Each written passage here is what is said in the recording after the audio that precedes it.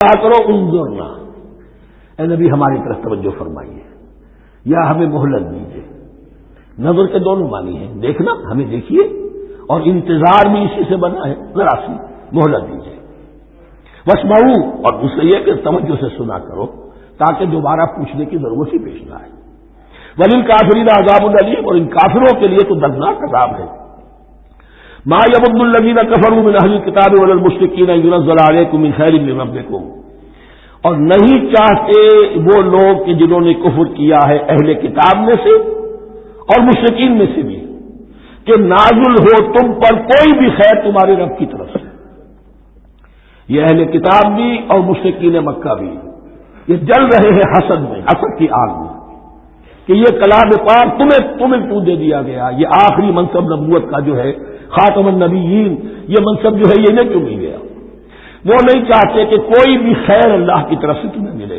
واللہ یختص برحمتہ من یشاء، حالانکہ یہ اللہ کا پریروگیٹو ہے، اللہ کا فیصلہ ہے، اللہ خاص کر لیتا ہے اپنی رحمت کے لیے جس کو چاہے، یہ اس کا فیصلہ ہے۔ واللہ ذو الفضل العظیم، اور اللہ تعالیٰ بڑے فضل والا ہے۔ ما ننسخ من آیۃ او ننسها نأت بخیر منها او مثلها، ہم نہیں منسوخ کرتے کسی بھی آیت کو یا اسے بھلواتے۔ ایک تو ہے ننسخ، منسوخ کر دینا، ایک ہے حافظے سے ہی کسی کے محو کر دینا۔ ما ننسخ من آیۃ او ننسها نأت بخیر منها، تو ہم اس کی جگہ پر اس سے بہتر لے آتے ہیں، او مثلها یا ویسی ہی لے آتے ہیں۔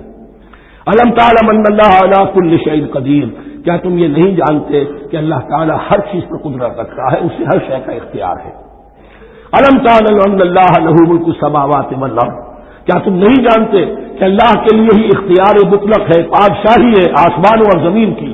وما لکم من دون اللہ من ولی ولا نصیر، اور نہیں ہے تمہارے لیے اللہ کے سوا کوئی بھی نہ ولی اور نہ مددگار۔ بارک اللہ لی ولکم فی القرآن العظیم ونفعنی وإیاکم بالآیات والذکر الحکیم۔ الحمد للہ وکفی والصلاۃ والسلام علی عبادہ الذین اصطفی، خصوصاً علی افضلہم وخاتم النبیین محمد الامین وعلی آلہ وصحبہ اجمعین۔ اما بعد فاعوذ باللہ من الشیطان الرجیم، بسم اللہ الرحمن الرحیم۔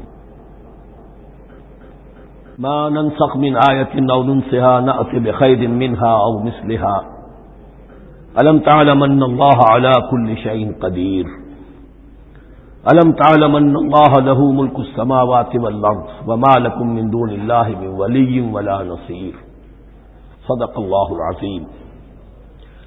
ان آیات مبارکہ کا ترجمہ اگرچہ ہم کر چکے ہیں، لیکن اس کا جو اصل مفہوم ہے اور اس کا پس منظر ہے اس کو سمجھنا ضروری ہے۔ آپ کو معلوم ہے کہ اللہ کا دین آدم سے لے کر این دم تک ایک ہی ہے۔ نوح کا دین، موسیٰ کا دین، عیسیٰ کا دین، محمد کا دین صلی اللہ علیہ وسلم علیہ الصلوۃ والسلام، دین ایک ہی ہے۔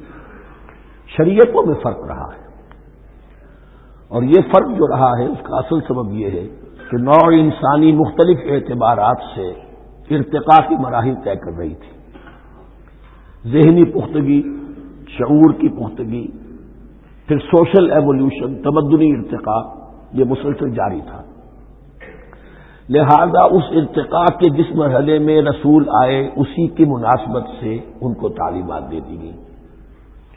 ان میں وہ حصے بھی تھے کہ جو ایٹرنل ہیں، جو ہمیشہ رہیں گے، اور ایسے بھی تھے کہ جو اس زمانے کی مناسبت سے تھے۔ اب جب اگلا رسول آئے گا تو ظاہر بات ہے کہ ان میں سے کچھ چیزوں میں تغیر و تبدل ہو جائے گا، کچھ چیزیں نئی آ جائیں گی، کچھ پرانی ساقط ہو جائیں گی۔ یہ پرانی چیزوں کا ساقط ہونا یہ کہلاتا ہے ناسخ ہونا، ناسخ و منسوخ کا مسئلہ، کہ وہ حکم منسوخ ہو گیا اور اس کی جگہ پر کوئی اور حکم آ گیا ہے۔ یا تو اللہ تعالیٰ تعین کے ساتھ منسوخ فرماتے ہیں، یا یہ کہ اس شے کو سرے سے لوگوں کے ذہنوں سے ظاہر کر دیتے ہیں۔ اعتراض یہ کر رہے تھے یہودی کہ اگر تو یہ دین وہی ہے جو موسیٰ کا تھا تو ظاہر بات ہے کہ پھر شریعت پوری وہی ہونی چاہیے۔ اس کے اعتراض کا جواب ہے جو یہاں دیا جا رہا ہے، اور یہی مسئلہ پھر قرآن میں بھی ہے۔ قرآن کی بھی تدریج کے ساتھ شریعت کی تکمیل ہوئی ہے۔ جیسا کہ میں نے پہلے عرض کیا تھا، شریعت کا بلو پرنٹ آپ کو سورہ بقرہ میں مل جائے گا آگے چل کر، لیکن شریعت کی تکمیل ہوئی ہے سورہ مائدہ میں۔ یہ جو تقریباً 5-6 سال کا وقفہ ہے، اس میں کچھ احکام شروع میں دیے گئے، پھر ان میں رد و بدل کر کے، اور پھر آخر میں الیوم اکملت لکم دینکم واتممت علیکم نعمتی ورضیت لکم الاسلام دینا۔ تو یہ ناسخ و منسوخ کا مسئلہ صرف سابقہ شریعتوں اور شریعت محمدی میں نہیں ہے صلی اللہ علیہ وسلم، بلکہ خود شریعت محمدی میں بھی زمانی اعتبار سے ارتقا ہوا ہے کہ پہلے شراب کے بارے میں حکم دیا گیا کہ اس کی مضرت زیادہ ہے، گناہ کا پہلو زیادہ ہے، کچھ فائدے بھی ہیں، بس۔ اس کے بعد آیا اگر شراب کے نشے میں ہو تو نماز مت پڑھو، نماز کے قریب مت جاؤ۔ تو مائدہ میں آخری حکم آ گیا، حال انتم منتہون، اب باز آتے ہو کہ نہیں آتے، حرام کر دیا گیا۔ تو یہ تدریجاً ہوا ہے، تو ناسخ و منسوخ قرآن میں بھی ہے، اور ناسخ و منسوخ قرآن اور تورات کے مابین بھی ہے۔ تو ہم نہیں منسوخ کرتے کوئی آیت یا بھلوا دیتے ہیں اس کو، نہ آتے بخیر منہا، ہم اس سے بھی بہتر لے آتے ہیں، او مثلہا، یا اس جیسی ہی۔ علم تعلم ان اللہ علی کل شیء قدیر، اب یہ کہ یہ تو اللہ کی اتھارٹی ہے، مالک الملک وہ ہے، دین اس کا ہے، اس میں وہ جس طریقے سے چاہے کسی چیز کے اندر تبدیلی پیدا کر دے۔ علم تعلم ان اللہ لہ ملک السماوات والارض ما لکم من دون اللہ من ولی ولا نصیر۔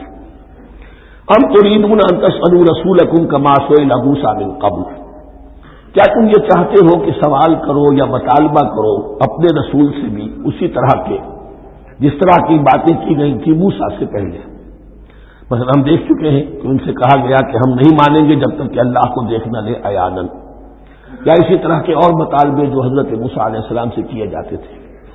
یہاں مسلمانوں کو سکھایا جا رہا ہے کہ اس روش سے باز آؤ، ایسی بات تمہارے اندر پیدا نہیں ہونی چاہیے۔ وَمَن يَتَبَدَّلِ الْكُفْرَ بِالْإِيمَانِ فَقَدْ ضَلَّ سَوَاءَ السَّبِيلِ، ظاہر بات ہے ایسی حرکتیں بھی اب مسلمانوں میں سے بھی جو منافقین ان میں شامل تھے وہی کر رہے ہوں گے۔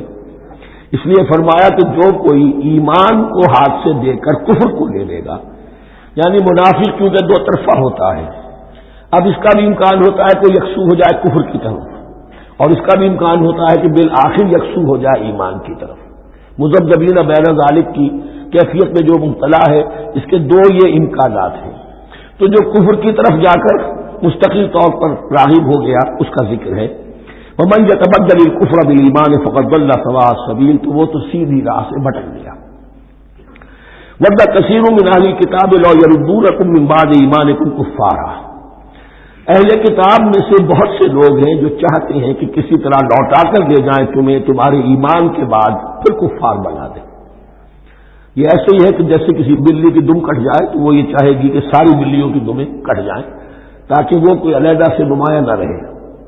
تو وہ چاہتے تھے کہ یہ چیزیں جو ہیں ان کو واپس لے آیا جائے، اہل ایمان کو بھی کفر میں لے آیا جائے، حسدا من عند انفسہم، اور یہ ان کا طرز عمل ان کے حسد کی وجہ سے کہ کیوں یہ نعمت جو ہے ان کو دے دی گئی۔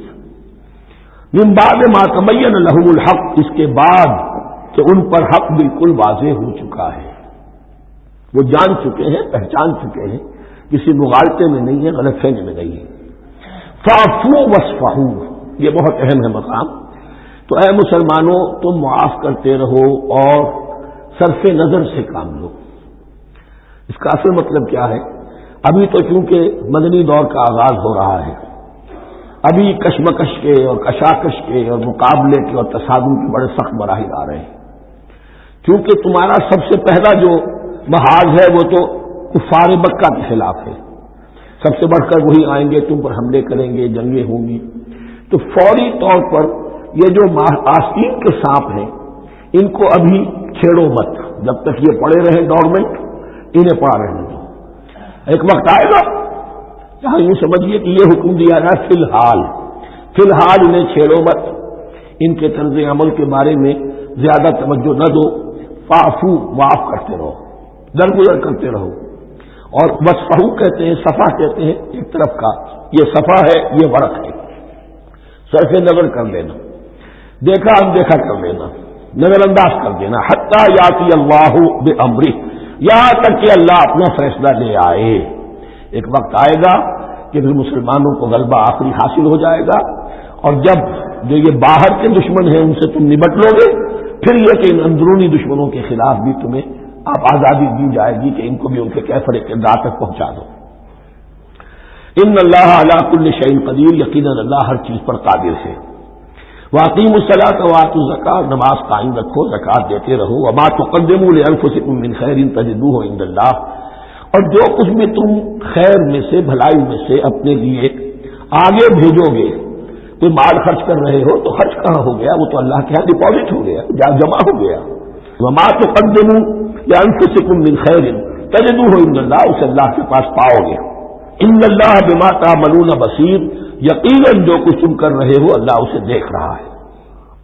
وقالوا لن يدخل الجنة الا من كان هودا او نصارى، اب دیکھیں جب یہ نئی امت اب تشکیل پا رہی ہے تو یہودی اور نصرانی جو ایک دوسرے کے دشمن تھے مسلمانوں کے مقابلے میں جمع ہو گئے۔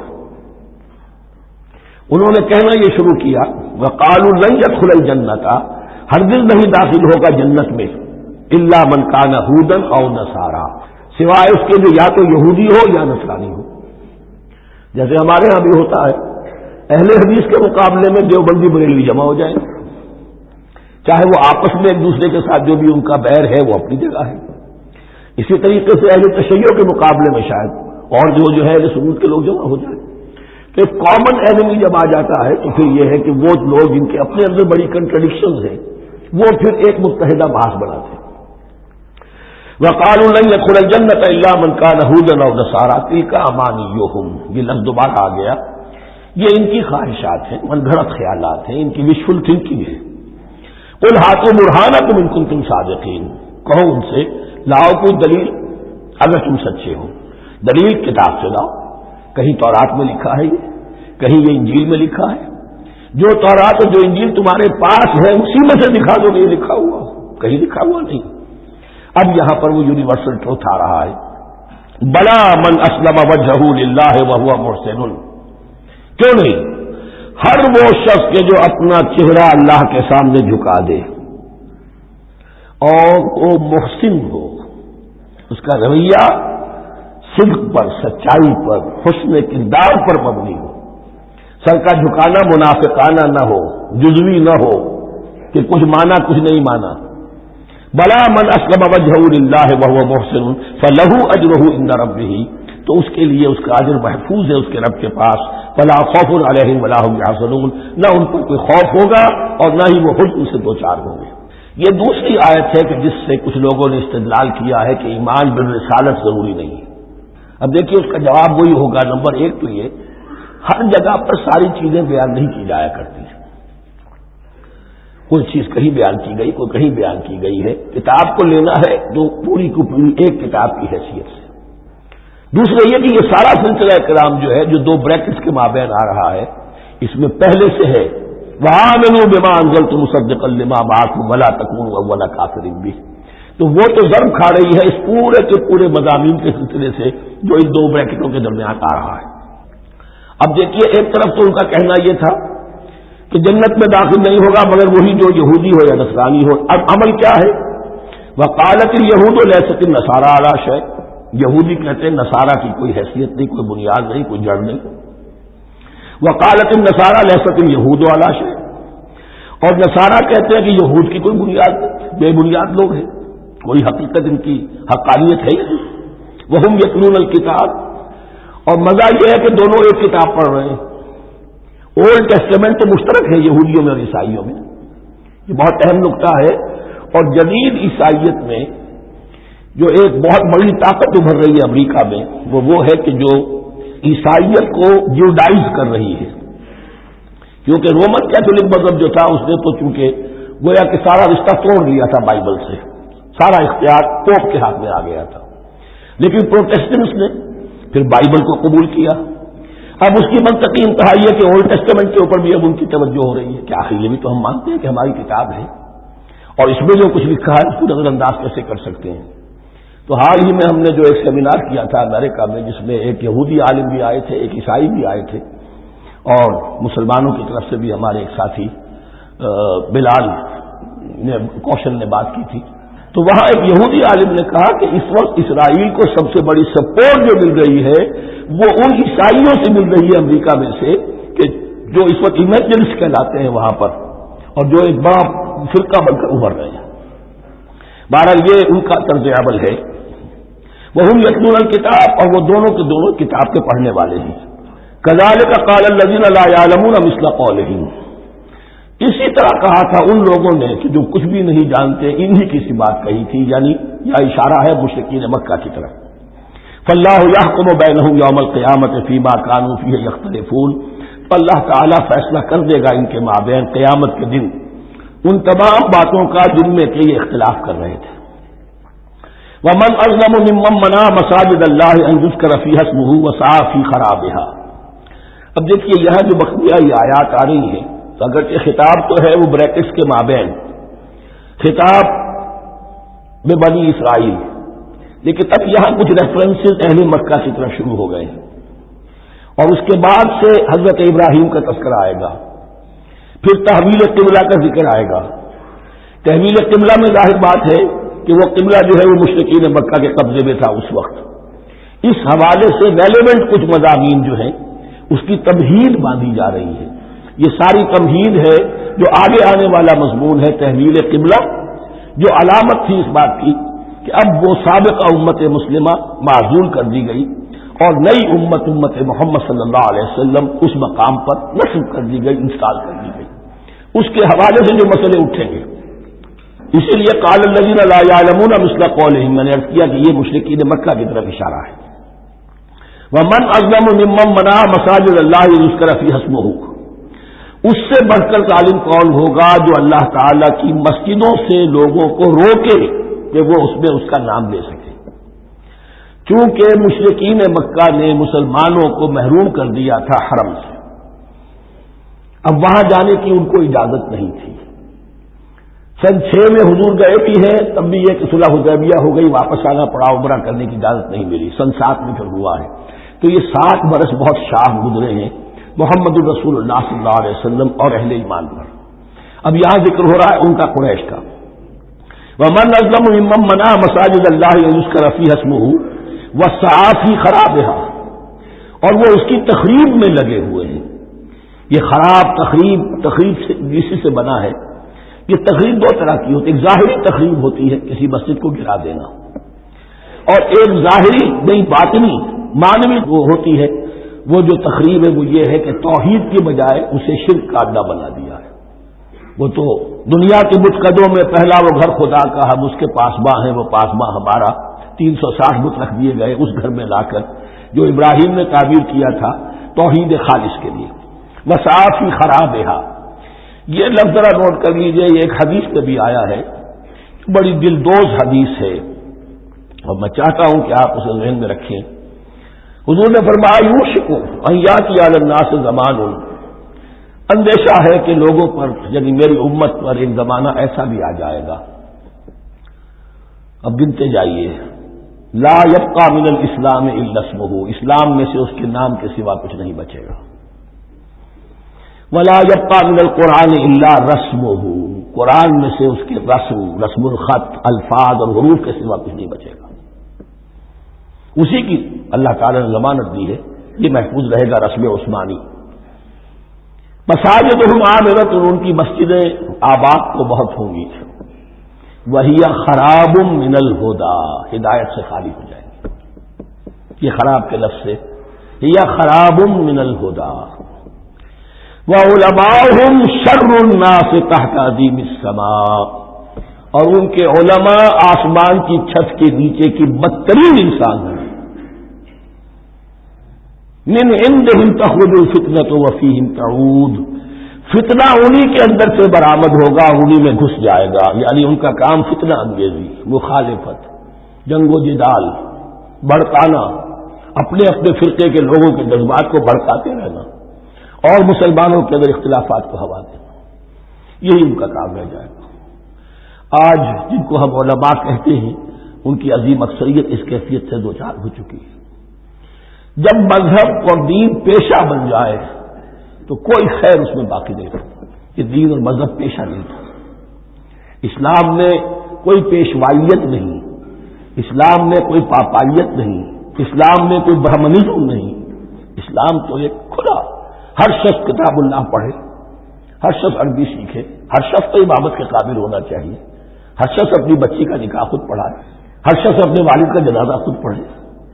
یہ جو ہم نے پیشہ بنا دیا ہے اور پھر انہیں پیسے دیتے، ظاہر بات ہے کہ اس پیشے کے اندر تو پیشے میں عیب نہیں، رسیدہ فرحات کو لام، پھر تو پیشہ میں جو کچھ پیشہ ورانہ چشمکیں ہوتی ہیں اور جو خباثتیں ہوتی ہیں وہ آتی ہیں. لیکن ساتھ ہی یہ بات واضح رہے کہ علماء حق سے دنیا خالی نہیں ہوگی، علماء حق نہیں ہے، لیکن کسی کے ماتھے پر لکھا ہوا نہیں ہوتا کہ یہ علماء حقانی میں سے اور یہ علماء سن میں سے ہے. باقی یہ صحیح بات ہے کہ اکثریت ادھر جا چکی ہے، ورنہ امت کا بیڑا غرق نہ ہوتا. سیدھی بات ہے، یہ بیڑا غرق ہوا ہے تو آخر کوئی سبب ہے. اولئک ما کان لهم ان يدخلوها الا خائفین، ایسے لوگوں کو تو سوائے اس کے ان کا کوئی مقام نہیں ہے کہ انہیں داخل ہونے کی بھی اجازت نہیں ہونی چاہیے اس میں، یعنی اللہ کی مسجدوں میں، مگر خوف زدہ ہو کر، ڈر کر. لہم فی الدنیا خزی، ان کے لیے دنیا میں بھی رسوائی اور ذلت ہے. وَلَهُمْ فِي الْآخِرَةِ عَذَابٌ عَظِيمٌ، اور آخرت میں ان کے لیے عذاب عظیم ہے. وَلِلَّهِ الْمَشْرِقُ وَالْمَغْرِبُ، اب دیکھیے تمہید ہو رہی ہے تحویل قبلہ کے لیے. اب ظاہر بات ہے کہ بڑی حساس جو ہے وہ ایک کیفیت تھی یہ تو یروشلم کے ساتھ جن کو دلچسپی تھی اور ان کے دلوں میں اس کی عقیدت تھی، مکہ مکرمہ اور بیت اللہ کے ساتھ جن کو دلچسپی تھی اور ان کے دلوں میں اس کی عقیدت تھی، تو اس حوالے سے یہ قبلہ بدلنا، اور 2 دفعہ بدلا ہے قبلہ. پہلے آ کے مدینے میں حضور نے یروشلم کی طرف 16 مہینے نماز پڑھی اور پھر تحویل قبلہ ہوا. تو اب اس میں کئی امتحان ہو گئے، وہ آگے آ جائے گا. لیکن اس کی تمہید باندھی جا رہی ہے للہ المشرق والمغرب، مشرق اور مغرب سب اللہ کے ہیں. یعنی اگر ہم رخ کرتے ہیں مغرب کی طرف تو اس کے معنی یہ نہیں ہے کہ اللہ مغرب میں ہے، معاذ اللہ تو جہت سے، مقام سے، ماورا ورا الورا. تو یہ ہے کہ ایک یکسانیت پیدا کرنے کے لیے، اجتماعی رنگ دینے کے لیے ایک چیز کو قبلہ بنا دیا، علامت ہے. غالب نے ٹھیک کہا ہے، قبلے کو اہل نظر قبلہ نما کہتے ہیں. قبلہ جو ہے وہ مسجود تو نہیں ہے پرے سرحد ادراک سے اپنا مسجود. قبلے کو اہل نظر قبلہ نما کہتے ہیں. للہ المشرق والمغرب فأینما تولوا فثم وجہ اللہ، جدھر بھی تم رخ کرو گے وہ اللہ ہی کا رخ ہے. ان اللہ واسع علیم، یقینا اللہ بہت وسعت والا ہے، بہت وسعت والا ہے. وہ کسی صنف میں محدود نہیں ہے اور علیم ہے، ہر شے کا جاننے والا ہے. دیکھیے یہاں یہ آیت کہہ کے اب چھوڑ دیا مسئلہ، اگلے مسئلے پر آ گئے. آگے آپ کو پتہ چلے گا کہ یہ در حقیقت ایک تمہید باندھی جا رہی ہے تحویل قبلہ کے لیے. وقالوا اتخذ اللہ ولدا سبحانہ، اور ان میں وہ بھی ہیں، اب ظاہر بات ہے یہاں پھر اشارہ ہو رہا ہے وہ اہل مکہ کی طرف، جنہوں نے یہ کہا ہے کہ اللہ نے اولاد اپنے لیے اختیار کی. یعنی وہ کہتے تھے کہ یہ جو فرشتے ہیں یہ اللہ کی بیٹیاں ہیں. نصارہ کہتے تھے کہ حضرت مسیح اللہ کے بیٹے ہیں. اور یہودیوں کا بھی ایک گروہ ایسا تھا جو حضرت عزیر کو اللہ کا بیٹا کہتا تھا. بل لہ ما فی السماوات والارض، نہیں، آسمانوں اور زمین میں جو کچھ ہے اسی کی ملکیت ہے. سب مخلوق ہے، مملوک ہے، خالق اور مالک صرف وہ. کل لہ قانتون، اور سب کے سب اس کے فرما بردار ہیں. بڑے سے بڑا رسول، بڑے سے بڑا ولی، بڑے سے بڑا فرشتہ، بڑے سے بڑے اجرام سماویہ، سب کل لہ قانتون. بدیع السماوات والارض، وہ آسمان اور زمین کو پیدا کرنے والا ہے بغیر کسی شے کے. یہ ابداع اور خلق، ان میں فرق ہے. ابداع، بلکہ شاہ ولی اللہ دہلوی نے حجت اللہ البالغہ کا جو پہلا چیپٹر ہے اس کو یہی 3 عنوان دیے ہیں. اللہ تعالیٰ کے افعال بنیادی طور پر 3 ہیں: ابداع، خلق، تدبیر. ابداع ہے جسے انگریزی میں کہتے ہیں کریشن ایکس نہیلو، عدم محض سے کچھ بنا دیا، کچھ نہیں تھا اور بنا دیا، کن فیکون، یہ ابداع ہے. خلق ہے اب ایک چیز سے دوسری چیز بنانا. گارے سے انسان بنایا، یہ تخلیق ہے. آگ سے جن بنا، یہ تخلیق ہے. نور سے فرشتے بنا، یہ تخلیق ہے. تو ابداع بڑی وہ ہے کہ جس نے نئی چیز، اسی لیے بدعت ہمارے ہاں کہلاتی ہے وہ شے جو دین میں نہیں تھی اور خام لا کے شامل کر دی گئی، جس کی کوئی جڑ بنیاد دین میں نہیں ہے، وہ بدعت ہے. اس سے یہ لفظ بدیع السماوات والارض، وَإِذَا قَضَىٰ أَمْرًا فَإِنَّمَا يَقُولُ لَهُ كُن فَيَكُونُ. اس کی شان تو یہ ہے کہ جب وہ کسی معاملے کا فیصلہ کر لیتا ہے تو بس کہتا ہے کہ ہو جا، اور وہ ہو جاتی ہے. وَقَالَ الَّذِينَ لَا يَعْلَمُونَ لَوْلَا يُكَلِّمُنَا اللَّهُ وَتَأْتِينَا آیَةٌ. اور کہا ان لوگوں نے جو علم نہیں رکھتے، یہاں پھر وہی مشرکین مکہ کی طرف روئے سخن ہے، کیوں نہیں بات کرتا ہم سے اللہ، اور کیوں نہیں کوئی لے آتا ہمارے پاس کوئی نشانی. یہ میں عرض کر چکا ہوں، یہ مضمون جو ہے کہ ان کا مطالبہ تھا بہت شدت کے ساتھ کہ کوئی معجزے ویسے ہی دکھاؤ جیسے تم کہتے ہو کہ عیسیٰ نے دکھائے تھے، موسیٰ نے دکھائے تھے، تو ہمارے یہ مطالبے پورے کر دو، ہم مان لیں گے. یہ ذکر آئے گا سورہ انعام میں اور پھر سورہ بنی اسرائیل میں. کذالک قال الذین من قبلہم مثل قولہم. اسی طرح کی باتیں جو لوگ ان سے پہلے آئے تھے وہ بھی کہتے رہے. تشابہت قلوبہم، ان کے دل ایک دوسرے سے مشابہ ہو گئے ہیں. قد بینا الآیات لقوم یوقنون. اور ہم نے تو اپنی آیات کو واضح کر دیا ہے ان لوگوں کے لیے جو یقین کرنا چاہیں. انا ارسلناک بالحق بشیرا ونذیرا. اے نبی ہم نے آپ کو بھیجا ہے حق کے ساتھ بشیر اور نذیر بنا کر. بنیادی حیثیت آپ کی یہ ہے کہ آپ اہل حق کو بشارت دیں، فراح و ریحان و جنت النعیم، فسلام لک من اصحاب الیمین. یہ بشارت دیجیے. اور جو غلط راستے پر جائیں، کفر کریں، منافقین میں مبتلا ہوں، ملحد ہوں اور بدعملی کریں، ان کو آپ خبردار کر دیجیے کہ جہنم ان کے لیے تیار کر دی گئی ہے. آپ کا کام دعوت ہے، ابلاغ ہے، تبلیغ ہے، نصیحت ہے. ولا تسأل عن اصحاب الجحیم. آپ سے سوال نہیں کیا جائے گا جہنمیوں کے بارے میں کہ محمد یہ کیوں جہنم میں پہنچ گئے، ہم نے کوئی بھیجا تھا، تمہارے ہوتے ہوئے یہ جہنمی کیوں ہو گئے. نہیں، یہ آپ کی ذمہ داری نہیں ہے. کون جنت میں جانا چاہتا ہے، کون جہنم میں جانا چاہتا ہے، یہ آدمی کا اپنا فیصلہ ہے. آپ کا کام ہے کہ حق کو واضح کر دیں. ہاں، وضاحت میں کمی نہ رہ جائے، حق واضح ہو جائے، کوئی اشتباہ نہ ہو، بالکل مبرہن ہو جائے، واضح ہو جائے. بس یہ ذمہ داری آپ کی ہے، اس سے زیادہ نہیں. یہ مسئولیت جو ہوتی ہے، انسان اگر اپنی اصل مسئولیت سے زیادہ ذمہ داری اپنے سر پر ڈال لے تو اس سے بھی بہت بڑی بڑی گمراہیاں پیدا ہوتی ہیں. اور اس کا جو تذکرہ ہو رہا ہے بڑی گمراہی تو معاذ اللہ وہ تو ہمارے حوالے سے ہوتی ہے.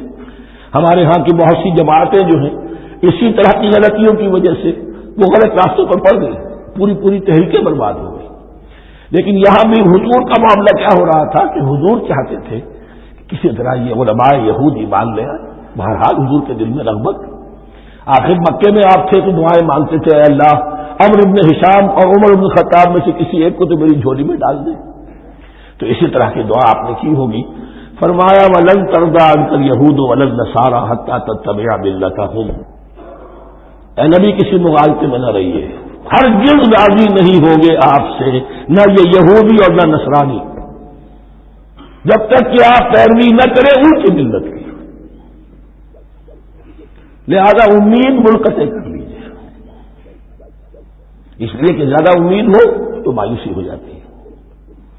اقبال نے بہت خوب کہا ہے بندہ مومن کے بارے میں، جس کی امیدیں قلیل، جس کے مقاصد جلیل. مقصد اونچا لیکن امید قلیل رکھیے. اللہ چاہے گا تو ہو جائے گا، نہیں چاہے گا تو میرا کام تو اپنی حد تک اپنا فرض ادا کر دینا ہے. اس سے زیادہ کی جو ہے خواہش اپنے دل میں پالیں گے، کسی اجرت پسندی میں گرفتار ہو جائیں گے، کہیں دائیں بائیں ہک اور کرک کے ذریعے سے کہیں پہنچنے کی کوشش کریں گے اور اپنے آپ کو بھی برباد کر دیں گے. لن ترضى عنك اليهود ولا النصارى حتى تتبع ملتهم قل ان هدى الله هو الهدى. کہہ دیجیے دیکھو ہدایت تو ہے اللہ کی ہدایت.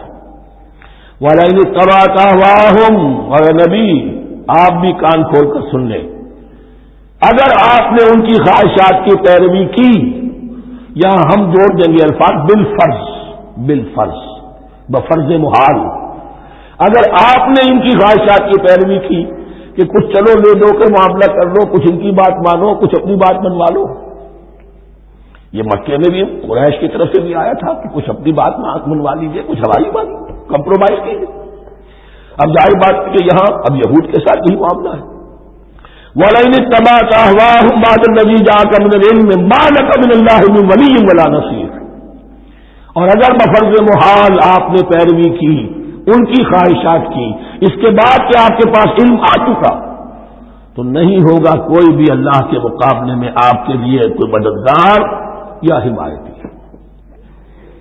معاذ اللہ معاذ اللہ، حق کی تلوار بڑی ننگی ہے، اور یہاں اللہ کا عدل یہ فرد سے فرد تک بدلتا نہیں ہے، نہ امت سے امت کی طرف بدلے گا، قوم اور کسی اور قوم سے ایک معاملہ کسی دوسری قوم سے کوئی اور معاملہ نہیں، اللہ کے اصول ہیں، اللہ کے قوانین ہیں، اس کی فطرت ہے، فطرت اللہ التی فطر الناس علیہا، پھر یہ کہ اس کی سنت ہے، لن تجد لسنت اللہ تحویلا ولن تجد لسنت اللہ تبدیلا، الذین آتیناہم الکتاب یتلونہ حق تلاوتہ، وہ لوگ کہ جنہیں ہم کتاب دیتے ہیں وہ اس کی تلاوت کرتے ہیں جیسا کہ اس کی تلاوت کا حق ہے۔